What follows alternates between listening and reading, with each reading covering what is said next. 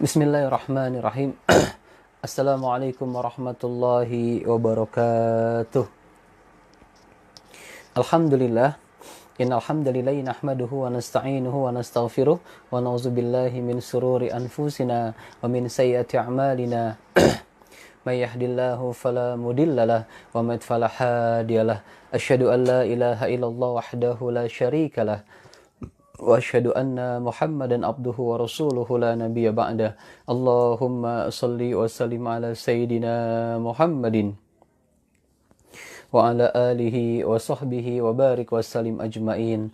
Qala Allah ta'ala fi kitabihil karim, a'udzu billahi minasyaitonir rajim. Bismillahirrahmanirrahim.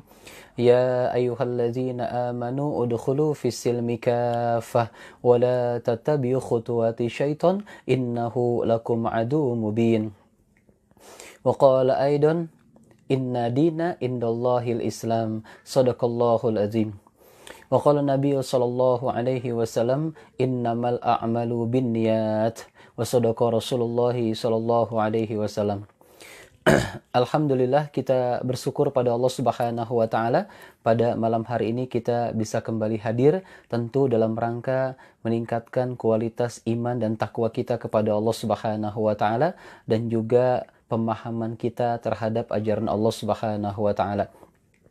Salam dan salam kita sampaikan kepada uswah kita, baginda Rasulullah Shallallahu Alaihi Wasallam beserta para sahabatnya, keluarganya, dan juga kepada umatnya. Dan kita berdoa kepada Allah Subhanahu Wa Taala, semoga kita semua yang hadir, insya Allah termasuk ya hamba-hamba Allah Subhanahu Wa Taala yang mendapatkan syafaat baginda Rasulullah Shallallahu Alaihi Wasallam.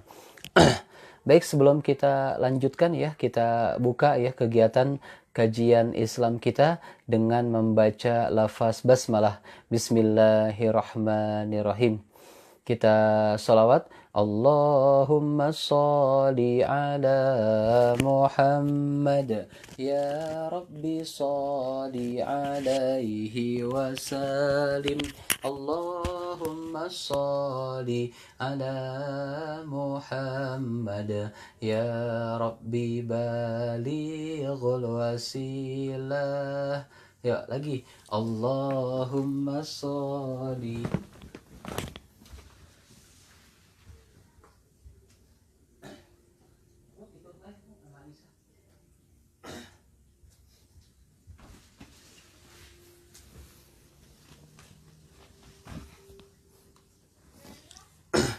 Allahumma sholli ala Muhammad. Ya Rabbi balighul wasilah.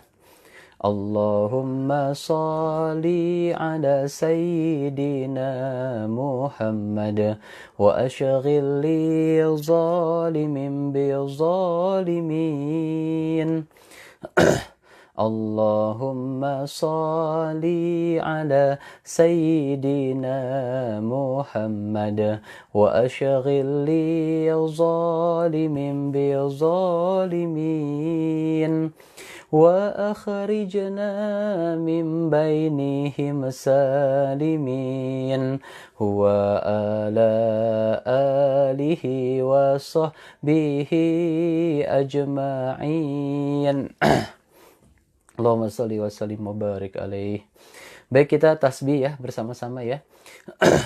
Subhanallah walhamdulillah wa la ilaha illallah wallahu akbar. Subhanallah walhamdulillah wa la ilaha illallah wallahu akbar. Subhanallah walhamdulillah wa la ilaha illallah wallahu akbar. Sekali lagi, subhanallah walhamdulillah wala ilaha illallah wallahu akbar. La haula wa la quwwata illa billahil aliyyil azim. Baik ya, kita lanjutkan yang berikutnya. Kita bacakan suratul Fatihah. Kita doakan di sini ya, ada Bapak Farid ya, Bapak Arif Mardihas ya, kemudian juga ada Ibu Nelly dan Ibu Irma. Kita doakan semoga diampunkan dosanya oleh Allah Subhanahu wa taala, diberkahkan rezekinya oleh Allah Subhanahu wa taala, dimudahkan urusannya oleh Allah Subhanahu wa taala, serta hajat-hajat dan doanya dikabulkan oleh Allah Subhanahu wa taala. Al-Fatihah. A'udzubillahi minasyaitonir rajim. Bismillahirrahmanirrahim. Alhamdulillahi Rabbil Alamin. Ar-Rahmanir-Rahim. Maliki Yaumiddin. إياك نعبد وإياك نستعين اهدنا الصراط المستقيم صراط الذين أنعمت عليهم غير المغضوب عليهم ولا الضالين آمين يا رب العالمين. Baik, berikutnya buat kita semua yang hadir ya, kita bacakan suratul Fatihah. Semoga dosa kita diampunkan oleh Allah Subhanahu wa taala, dimudahkan urusan kita oleh Allah Subhanahu wa taala, diangkat derajat kita oleh Allah Subhanahu wa taala, serta hajat dan doa kita dikabulkan oleh Allah Subhanahu wa taala. Al-Fatihah. A'udzubillahi minasyaitonir rajim. Bismillahirrahmanirrahim. Alhamdulillahi rabbil alamin. Ar-Rahmanir-Rahim. Maliki Yaumiddin. Iyyaka na'budu wa iyyaka nasta'in. Ihdinas siratal mustaqim. Siratal ladzina an'amta 'alaihim ghairil maghdubi 'alaihim waladdallin. Amin ya rabbal alamin. Baik ya, apa kabar pada malam hari ini? Alhamdulillah, sukses, mulia, Allahu Akbar. Nah, bahasan kita pada malam ini ya tentang bagaimana manfaat mempelajari ilmu agama ya. Manfaat belajar ilmu agama. Nah, tadi Bu Yanti bilang kok nggak di-share, kan sudah diinformasikan di Facebook ya. Insya Allah malam ini ada kajian ya. Jadi insya Allah harapannya sudah tahu semuanya insya Allah. Nah, jadi bahasan kita pada malam hari ini tentang bagaimana yang tadinya kita mau bahas tentang foto ya. Foto itu apakah diperbolehkan dalam ajaran Islam ya. Karena ribet bahasannya dan pada intinya sebenarnya kalau untuk foto ya banyak ulama ya mengatakan bahwa diperbolehkan. Jadi kalau misalkan kita menggunakan alat yang namanya kamera ya untuk memoto orang lain ya atau untuk memoto ya, maka itu bukan disebut sebagai taswir yang artinya menggambar bentuk ya, artinya tidak melakukan penciptaan selain daripada tidak menandingi penciptaan Allah Subhanahu wa taala. Jadi intinya sebenarnya kalau untuk foto itu banyak ulama yang membolehkan, walaupun ada sebagian kecil daripada ulama ya yang mengharamkan foto. Tapi banyak ulama juga yang kemudian membolehkan foto ya. Asalkan tujuannya jelas, misalkan seperti Syekh Utsaimin menggambarkan tujuannya misalkan untuk buat SIM ya, untuk surat nikah ya, untuk ijazah dan lain sebagainya. Tapi kalau tujuannya hanya untuk mengenang-enang masa lalu yang membuat kita sedih, nah itu tidak diperbolehkan oleh Syekh Utsaimin. Dan tapi pada intinya para ulama menggambarkan bahwa ketika kita menggunakan kamera ya atau fotografer misalkan orang yang memoto dengan tujuan yang baik, maka diperbolehkan. Nah, itu yang berkaitan dengan foto ya. Nah, kemudian bahasan kita pada malam ini adalah manfaat belajar ilmu agama. Nah, kalau kita perhatikan ya, di sini ada ayat yang menarik dalam surat Al-Baqarah ya, surat Al-Baqarah ayat 208. Ya, Allah Subhanahu wa taala berfirman, "Ya ayyuhallazina amanu udkhulu fisilmi kafah." Hai orang-orang yang beriman, ya sekali lagi hai orang-orang yang beriman, ya, masuklah kamu ke dalam Islam secara keseluruhan. Udkhulu fisilmi kafah. Hendaklah kamu masuk ke dalam Islam secara keseluruhan. Wala tatabi'u khutuwati syaiton, dan janganlah kamu mengikuti mengikuti langkah setan. Innahu lakum adu mubin. Sesungguhnya setan itu musuh yang paling nyata bagi kalian. Nah, ayat ini sebenarnya memberikan gambaran kepada kita bahwa ketika kita sudah masuk Islam, maka paksakanlah diri kita untuk belajar agama. Ya, paksakanlah diri kita untuk mengenal ajaran Islam. Jangan hanya sebatas masuk Islam saja, tapi nggak paham apa itu Islam. Ya, sampai dia nggak ngerti misalkan bahwa dalam Islam itu dilarang mentato misalkan. Ya, tapi kenapa ketika dia sudah masuk Islam, badannya ditato? Sehingga menyebabkan dalam fikih, ya sholat yang dia lakukan tidak sah. Kecuali dia bertaubat kepada Allah Subhanahu wa Ta'ala dan dia belum punya uang misalkan untuk menghilangkan tatonya yang dengan tidak cara yang sakit misalkan. Maka diperbolehkan, dimaafkan oleh Allah Subhanahu wa Ta'ala. Atau misalkan ketika dia sudah belajar Islam, bagi seorang laki-laki dia menggunakan anting misalkan. Padahal sebenarnya dilarang oleh baginda Rasulullah SAW. Bagaimana seorang laki-laki menyerupai wanita, bagaimana seorang wanita menyerupai laki-laki. Ya, atau misalkan ketika dia sudah masuk Islam, dia menggunakan perhiasan yang berlebihan di kakinya, sehingga ketika dia jalan bunyi gemerincing di kakinya itu. Nah, ini yang harus kemudian kita pahami. Atau misalkan ketika dia sudah masuk Islam, tapi dia nggak sholat. Dia nggak sholat zuhur, dia nggak ngerti sholat, dia nggak ngerti bacaan sholat, dia nggak bisa baca Quran, dia nggak mau belajar baca Quran, dan lain sebagainya gitu. Nah, ini yang harus kemudian kita pahami bahwa Allah perintahkan kepada kita, kepada orang-orang yang beriman kepada Allah Subhanahu wa Ta'ala, yang keimanannya baik, diucapkan dengan lisannya, dibenarkan dalam hatinya, dan diamalkan dengan perbuatannya. Untuk apa? Untuk kemudian memahami Islam dengan kafah, masuk ke dalam Islam dengan sempurna. Ya, masuk ke dalam Islam dengan sempurna, dengan kafah. Nah, ini yang kemudian diajarkan oleh baginda Rasulullah SAW. Ya, maka pentingnya sekarang ini kemudian manfaat kita belajar agama Allah Subhanahu wa Ta'ala. Apalagi sudah masuk dalam Islam ini. Ya, jadi jangan sampai kita merasakan Islam itu di kulitnya saja. Ya, sehingga tidak enak rasanya. Ya, ketika kita merasakan Islam sampai ke dalam, maka di situ nanti ada kenikmatan Islam, ya kenikmatan beriman, bahkan manisnya beriman kepada Allah Subhanahu wa Ta'ala, atau halawatul iman, merasakan manisnya iman kepada Allah Subhanahu wa Ta'ala. Nah, ini yang kemudian harus kita pahami.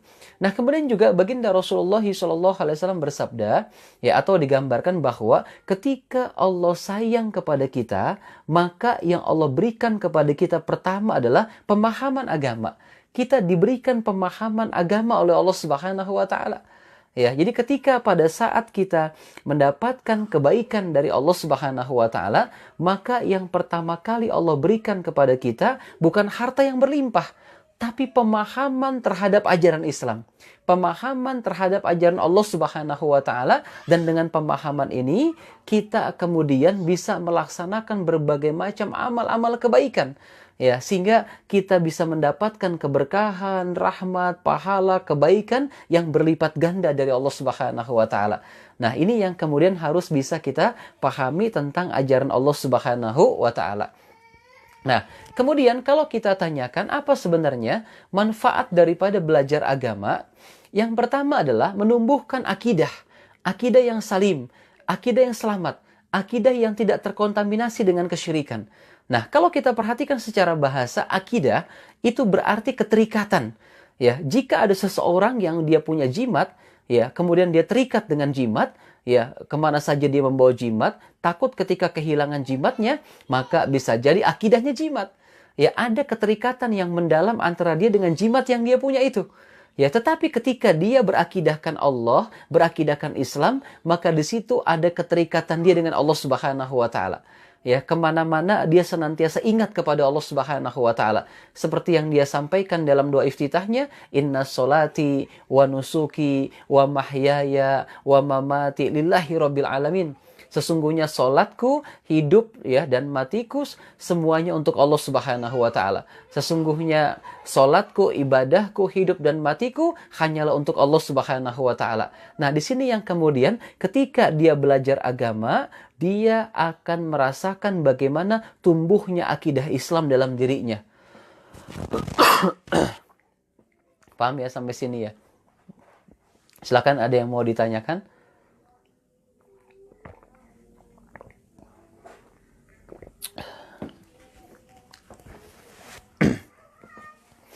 Nah, jadi itu yang pertama gitu. Jadi ketika dia belajar Islam, maka di situ nanti dia akan menumbuhkan akidah, akidah yang selamat. Ya, bagaimana keterikatan dia dengan Allah Subhanahu wa taala. Nah, sekarang ketika ditanya, kenapa kok adik-adik misalkan para pelajar nih, ya, tidak mau berbuat maksiat, kenapa? Tidak mau mencuri, kenapa? Ya, kenapa selalu melaksanakan ibadah sholat, kenapa?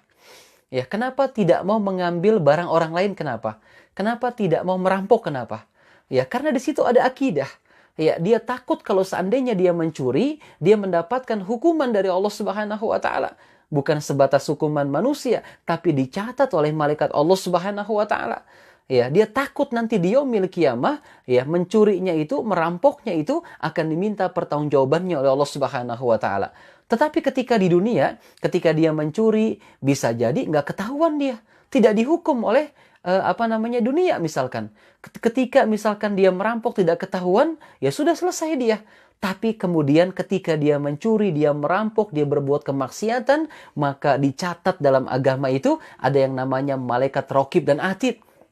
Ya, malaikat atid, ya, karena dia takut kepada Allah Subhanahu wa taala. Dia tidak mencuri bukan karena manusia, tapi dia takut kepada Allah. Takut dia mendapatkan hukuman nanti di yaumul qiyamah. Ya, dia melaksanakan misalkan baca Al-Qur'an, kenapa? Karena diperintahkan oleh Allah Subhanahu wa taala. Ketika ya, dia melaksanakan ibadah sholat misalkan. Kenapa? Karena perintah dari Allah Subhanahu wa taala.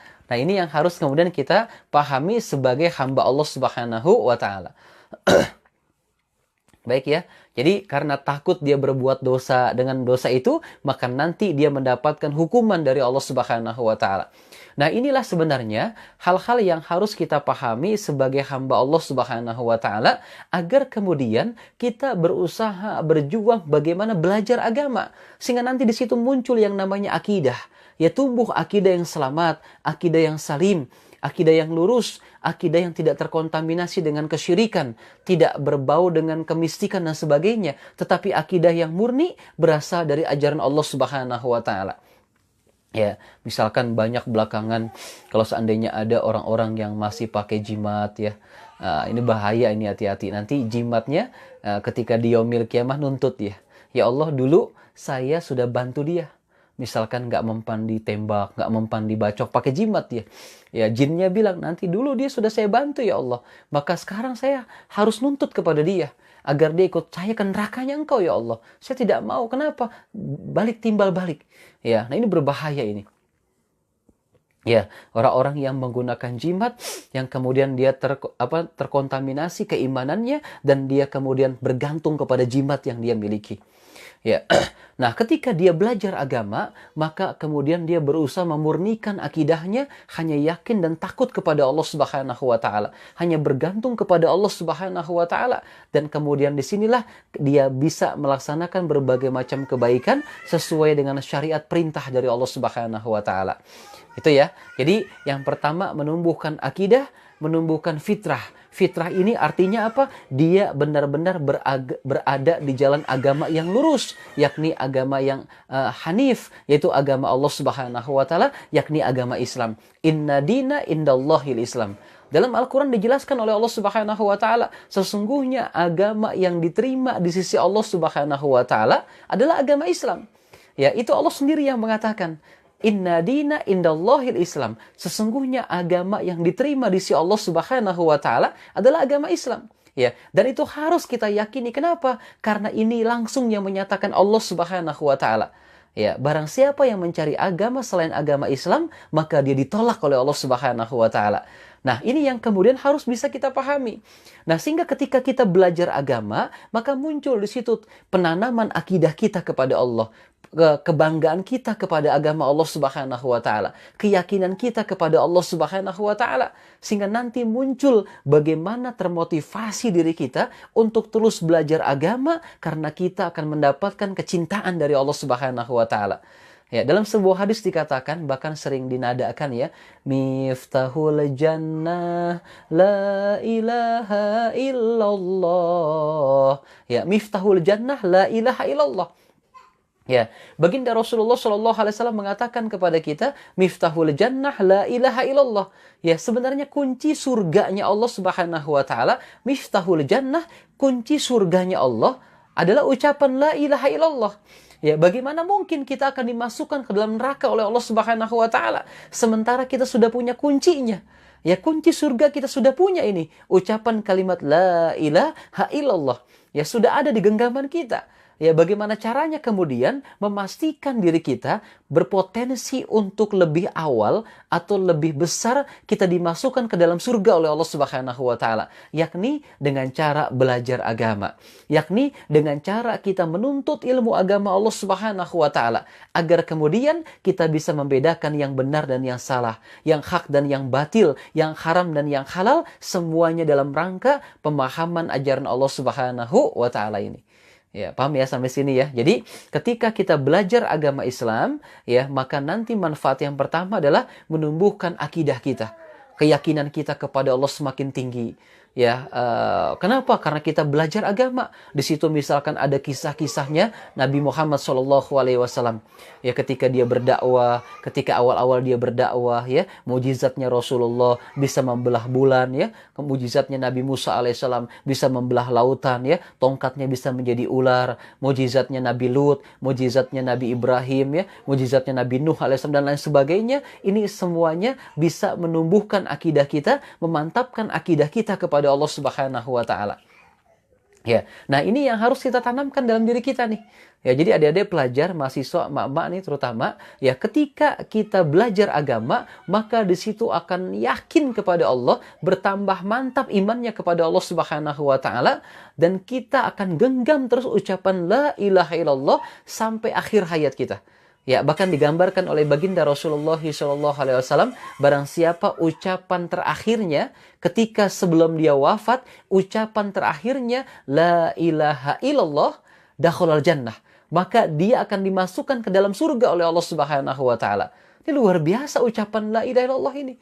Ya, bahkan digambarkan dalam sebuah hadis, apabila, ya, 7 lapis langit dan 7 lapis bumi ditimbang di sebelah kiri, dan ucapan kalimat la ilaha illallah ditimbang di sebelah kanan, maka pasti akan lebih berat kalimat la ilaha illallah. Ya, itu luar biasa itu. Jadi ketika kalimat la ilaha illallah ini ditimbang di sebelah kanan, di timbangan yang besar sekali, dan 7 lapis langit, 7 lapis bumi ditimbang di sebelah kiri, maka niscaya pasti lebih berat ucapan kalimat la ilaha illallah. Mahal sekali harganya. Ya, mahal sekali harganya, luar biasa ucapan kalimat la ilaha illallah ini. Ya, bagaimana kemudian istrinya Fir'aun, ya. Asiyah ini istrinya siapa? Fir'aun. Dia mendapatkan siksaan dari Fir'aun. Sampai kemudian siksaan yang luar biasa diberikan oleh Fir'aun ini. Dia kemudian dibaringkan di padang pasir, ya, kemudian ditaruh madu di atasnya, dan kemudian diberikan semut di dalamnya itu. Akhirnya dia tergigit oleh semut itu dagingnya. Tetapi kemudian dia mengatakan, ya Allah, berikanlah aku sedikit saja rumah di surgamu, ya Allah. Ya, akhirnya apa yang terjadi? Dimuliakan oleh Allah Subhanahu wa taala. Masih toh juga, ya, tukang sisirnya Fir'aun. Ya, luar biasa ini, mendapatkan siksaan dari Fir'aun, tapi kemudian dia mendapatkan surga dari Allah Subhanahu wa taala. Kenapa? Karena ucapan kalimat la ilaha illallah.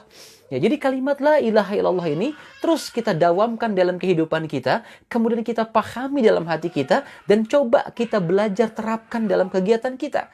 Kita belajar terapkan dalam amaliyah kehidupan kita sehari-hari.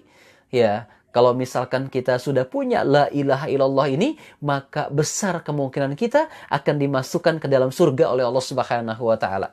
Ya, seperti tadi hadis mengatakan miftahul jannah la ilaha illallah. Ya, sesungguhnya kunci surga Allah itu adalah ucapan kalimat la ilaha illallah. Jadi luar biasa ini. Jadi maka jangan sampai kemudian setiap hari tidak belajar agama. Setiap hari mesti ada ilmu agama yang harus kita tambah. Setiap hari mesti ada ilmu agama yang kita harus pahami, tingkatkan lagi. Ya, agar kita mendapatkan keberkahan dari Allah Subhanahu wa taala. Nah, jadi ya, ketika kita belajar agama, yang pertama kita dapatkan, kita merasakan akan semakin mantap akidah kita. Artinya tumbuh akidah kita dengan baik. Ya, fitrah kita muncul sebagai hamba Allah Subhanahu wa taala. Ya, bahkan digambarkan kalau kita sedikit mengambil yang lebih modernis Islam, modernis misalkan Cak Nur ya, dia menggambarkan bahwa sebenarnya ya fitrah daripada manusia itu sebenarnya sudah ada dalam diri manusia. Ya, sudah ada dalam diri manusia, yakni misalkan berbuat kebaikan, tidak mencuri ya, kemudian bisa menolong orang lain ya. Kemudian juga bisa belajar dengan baik, meningkatkan kualitas keilmuannya. Itu fitrah-fitrah dasar manusia. Dan ternyata itu diajarkan dalam ajaran Allah Subhanahu wa Ta'ala. Artinya apa? Islam tidak keluar dari fitrah manusia. Islam tidak keluar dari fitrah manusia. Islam berjalan lurus dengan fitrah manusia, yakni menuju kepada agama Allah Subhanahu wa Ta'ala. Nah, maka ketika kita belajar ilmu agama, maka muncul akidah kita semakin baik, ya semakin tumbuh akidah kita, semakin dalam kecintaan kita kepada Allah Subhanahu wa Ta'ala, semakin muncul fitrah kemanusiaan kita, dan kemudian kalau kita perhatikan akan terbentuklah akhlak yang islami dalam pribadi kita. Nah, ketiga komponen ini menjadi satu rangkaian, munculnya akidah yang baik, fitrahnya semakin kuat, dan nanti terbentuklah akhlak yang islami dalam diri kita. Contoh misalkan, ketika kita melihat ada seekor kucing yang kelaparan, gak tega kita, maka kita beri makan kucing itu sebisa kita. Ya, ketika misalkan ada sampah kulit pisang berantakan di jalan dekat kita, maka naluri kita, fitrah kita akan mengambil sampah itu, kemudian kita buang ke tempat sampah. Kenapa? Karena bisa membahayakan orang lain, terpleset dan jatuh dia. Nah, inilah yang kemudian bisa kita lakukan. Ya, dengan ajaran Allah Subhanahu wa Ta'ala, maka menguatkan fitrah kemanusiaan kita. Ya, fitrah kita sebagai manusia, kita harus belajar mengisi kecerdasan akal kita dengan berbagai macam ilmu pengetahuan. Itu fitrah kita sebagai seorang manusia, dan itu diajarkan oleh Allah Subhanahu wa Ta'ala. Bahkan disampaikan oleh baginda Rasulullah sallallahu alaihi wasallam, "Utlubul ilmi faridatun ala kulli muslimin wal muslimat, yarfa'illahu alladhina amanu minkum walladzina utul ilma darajah." Sesungguhnya orang-orang yang beriman, dia berilmu, maka diangkat derajatnya oleh Allah Subhanahu wa Ta'ala. Sesungguhnya orang yang beriman kepada Allah, dia berilmu, maka diangkat derajatnya oleh Allah Subhanahu wa Ta'ala. Nah, inilah yang kemudian harus bisa kita pahami sebagai hamba Allah Subhanahu wa Ta'ala. Ya, jadi ketika kita belajar agama kan terasa sekali itu. Ya Allah, bagaimana ketika baginda Rasulullah SAW, dia berdakwah di Mekah 13 tahun, berdakwah di Madinah 10 tahun, 23 tahun kurang lebih baginda Rasul berdakwah, dan di usia kurang lebih 63 tahun diwafatkan oleh Allah Subhanahu wa Ta'ala. Di situ penuh perjuangan, penuh cobaan, ujian dan sebagainya dari Allah, sehingga kemudian dimenangkan oleh Allah Subhanahu wa Ta'ala. Ya, ketika kita belajar itu, maka nanti muncul kepekaan kita, kecintaan kita kepada baginda Rasul, kecintaan kita kepada Allah Subhanahu wa Ta'ala. Ya, dan Allah memuji orang-orang yang beriman kepada Allah Subhanahu wa Ta'ala. Wallazina amanu asyaddu hubbalillah.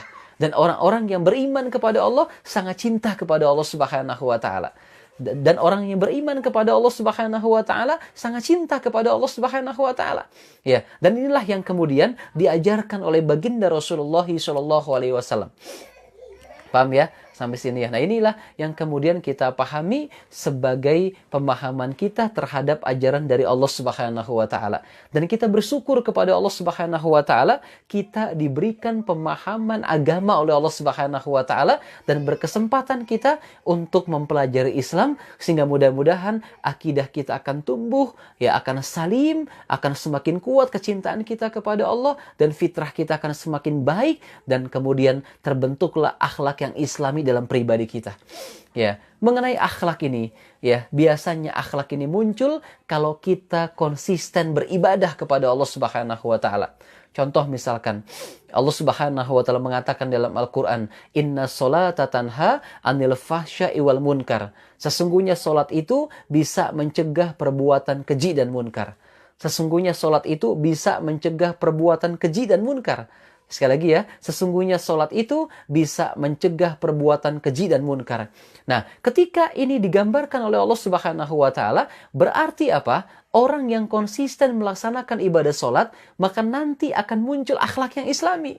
Ya, ketika orang yang senantiasa melaksanakan ibadah sholat, muncul dia karakternya, pribadinya, tingkah lakunya, ya sesuai dengan ajaran Allah Subhanahu wa Ta'ala. Kenapa? Karena itu menandakan sholatnya baik, karena itu menandakan sholatnya benar, karena itu menandakan sholatnya diterima oleh Allah Subhanahu wa Ta'ala.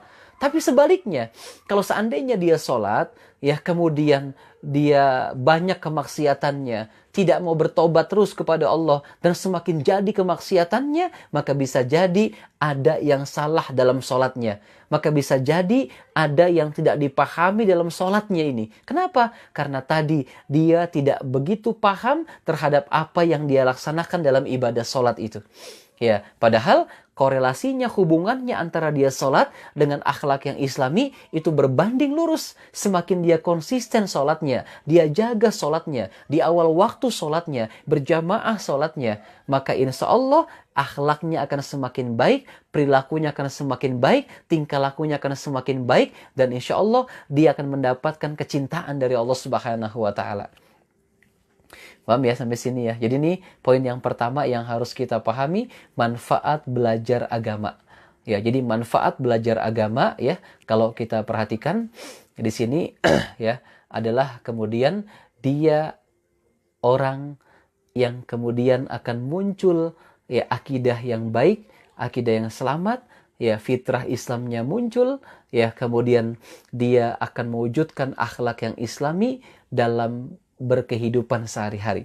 Nah, ini yang insya Allah mudah-mudahan kita bisa pahami dan kita harapkan kita bisa dapatkan itu semuanya. Nah, akhlak yang mulia ini ya seringkali dicontohkan oleh Allah Subhanahu wa Ta'ala dalam Al-Qur'an kepada baginda Rasulullah. Ya, laqad khalaqnal insana fi ahsani taqwim. Ya, sesungguhnya manusia diciptakan dalam keadaan yang sempurna. Ya, tidak ada lagi yang sempurna kecuali manusia penciptaannya. Ya, maka kemudian kita bisa mencontoh perilaku baginda Rasul.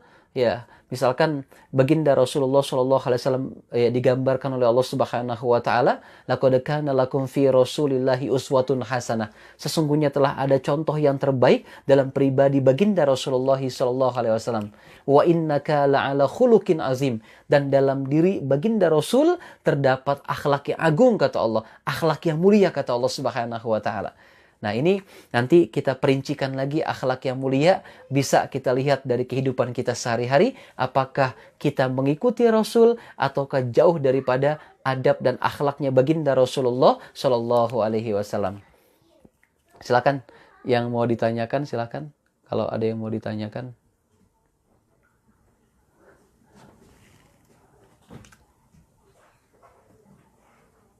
Udah? Belum. Belum. Dia tadi sama makan isinya. Silakan, ada yang mau ditanyakan? Halo? Paham ya, insya Allah ya. Baik ya. Kalau nggak ada kita lanjutkan yang kedua ya. Nah, yang kedua di sini adalah kemudian ketika kita sudah belajar Islam, maka akan komitmen terhadap ajaran Allah Subhanahu wa Ta'ala. Komitmen terhadap ajaran Islam. Ketika akidahnya sudah tumbuh dia, kemudian akhlaknya sudah menjadi Islami, maka yang kedua dia akan komitmen terhadap ajaran Allah Subhanahu wa Ta'ala. Contoh misalkan, dalam Al-Quran Allah menganjurkan kepada kita, pilihlah pemimpin dari golongan orang-orang muslim, orang-orang yang beriman kepada Allah Subhanahu wa Ta'ala. Maka kita ikuti perintah Allah Subhanahu wa Ta'ala. Kemudian dalam Al-Quran disebutkan, janganlah engkau pernah meminum khamr. Ya, maka kita ikuti apa yang diperintahkan oleh Allah Subhanahu wa Ta'ala. Jangan kita menyentuh khamr, jangan kita minum minuman keras. Kenapa? Itu perbuatan setan kata Allah Subhanahu wa Ta'ala. Ya, tidak baik perbuatan itu. Kenapa? Bisa merusak akal kita, bisa merusak badan kita. Ya, dan kemudian kita sebagai orang beriman ikuti apa yang diperintahkan oleh Allah Subhanahu wa Ta'ala. Ya, kemudian juga dalam Al-Quran misalkan kita disuruh untuk melaksanakan ibadah puasa. Kita ikuti perintah Allah Subhanahu wa Ta'ala. Ya, jadi komitmen kita terhadap ajaran Allah Subhanahu wa Ta'ala ini yang harus kita lakukan. Sehingga dengan kondisi yang semacam ini kita mendapatkan kemuliaan dari Allah Subhanahu wa Ta'ala. Kita mendapatkan kemuliaan dari Allah dan kemudian kita benar-benar akan dicintai oleh Allah Subhanahu wa Ta'ala. Kenapa? Karena komitmen kita terhadap Islam berbanding lurus dengan pemahaman ajaran agama kita kepada Allah Subhanahu wa Ta'ala. Ya, jadi hati-hati ini. Ya, Kalau misalkan dalam Al-Quran disampaikan semacam itu, maka kita yakini itulah benar. Ya, dan kemudian di Rasul digambarkan semacam itu, kita yakini itu benar. Dan kita berusaha mengikuti apa yang diperintahkan oleh Allah. Dan dilarang oleh baginda Rasul, kita tinggalkan sejauh-jauhnya. Kenapa? Karena inilah yang kemudian menjadi komitmen kita terhadap ajaran Allah Subhanahu wa Ta'ala. Terhadap ajaran Allah Subhanahu wa Ta'ala. Ya, kenapa? Karena semakin banyak amalan sunnah, semakin banyak perintah Allah yang kita laksanakan, semakin banyak amalan sunnah yang kita kerjakan, maka kita semakin dicintai oleh Allah Subhanahu wa Ta'ala. Ya, maka kita semakin dicintai oleh Allah Subhanahu wa Ta'ala jika semakin banyak perintah Allah yang kita lakukan, ya, maka kita akan semakin dicintai oleh Allah Subhanahu wa Ta'ala. Ya. Baik ya, paham ya sampai sini insya Allah ya. Jadi ini yang kedua nih. Jadi yang pertama tadi akan menumbuhkan akidah, fitrah, dan akhlak Islami. Yang kedua, ketika kita belajar agama, kita akan komitmen terhadap ajaran Islam. Tidak gampang kita menghina ulama, tidak gampang kita menghina habaib. Sekalipun berbeda pendapat, tidak boleh kita menghina ulama dan habaib, tidak boleh. Ya kenapa? Mereka adalah warisan para nabi. Al-ulama warasatul anbiya. Ulama itu pewarisnya para nabi. Daging ulama itu beracun. Jika ada yang menghinanya, jika ada yang melecehkannya, Masya Allah, maka minimal itu, bahkan digambarkan oleh Ustaz Adi Hidayat, minimal itu ya wafatnya dihinakan oleh Allah Subhanahu wa Ta'ala. Matinya mengenaskan itu, dihinakan oleh Allah Subhanahu wa Ta'ala. Jadi komitmen kita terhadap ajaran Allah Subhanahu wa Ta'ala nanti akan tampak dalam pribadi kita, dalam ucapan kita, perilaku kita, kehidupan kita. Itu akan tampak jika kita benar-benar mencintai Allah Subhanahu wa Ta'ala. Kenapa? Karena dari belajar agama dengan baik. Ya, belajar agama dengan baik, maka muncul nanti komitmen kita untuk mencintai Allah Subhanahu wa Ta'ala yang tidak hanya dengan lisan, tapi benar-benar dengan amal perbuatan kita, benar-benar dengan kelakuan kita, benar-benar dengan perilaku kita.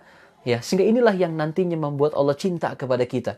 Bahkan orang-orang beriman dipuji oleh Allah Subhanahu wa Ta'ala, wallazina amanu asyaddu hubbalillah.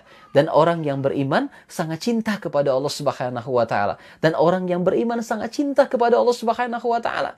Ya, jangan sampai kemudian cinta kita bertepuk sebelah tangan. Ya, kita cinta kepada Allah, tapi ternyata Allah tidak cinta kepada kita. Kenapa? Karena sebab bisa jadi cinta kita hanya sebatas lisan, tidak masuk ke dalam hati, dan tidak kita amalkan dalam perbuatan kita sehari-hari. Nah, ini yang kemudian harus bisa kita pahami ya. Makanya kalau misalkan kita berbeda pendapat, silahkan nggak apa-apa. Tapi jangan hina ulama. Jangan hina abaib ya. Jangan hina. Kenapa? Karena nggak boleh.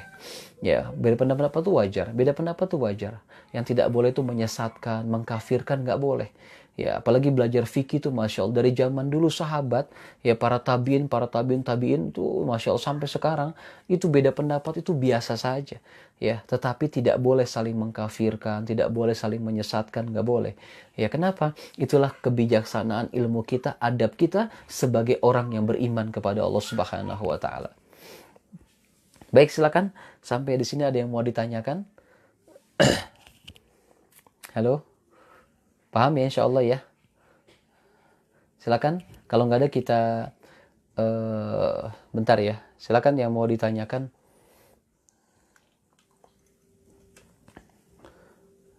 Silakan.